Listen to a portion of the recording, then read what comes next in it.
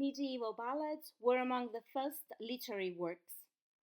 A ballad was a short narrative poem, and, as its name suggests, it was often accompanied by music and sometimes dance.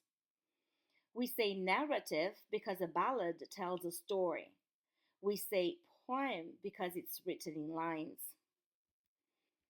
Ballads were composed by unlettered authors called balladeers, whose identity remained anonymous, all the more so as ballads were not written but rather transmitted orally.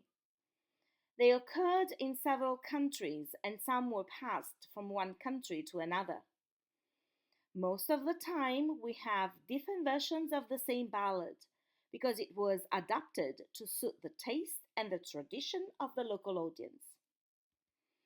Very little information is given about the characters and the events that lead to the climax of the narration. As a matter of fact, the story starts towards its dramatic conclusion, usually a murder or a death. A ballad normally consists of a mix of dialogue and narration, and there is a third person impersonal narrator. The language is simple because both the authors and the audience they addressed were unlettered. Actually, the audience were mostly illiterate.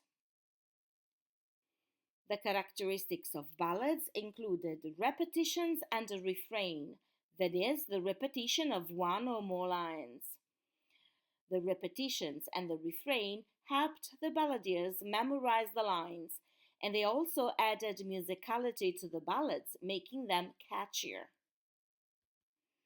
Stock images, that is, conventional phrases or descriptions, were commonly used because they were easy to understand. Ballads consisted of two-line stanzas called couplets or four-line stanzas called quatrains, rhyming ABCB or ABAB. The themes included love, jealousy, war, historical events, outlaws such as Robin Hood, and border ballads, particularly Scottish ballads.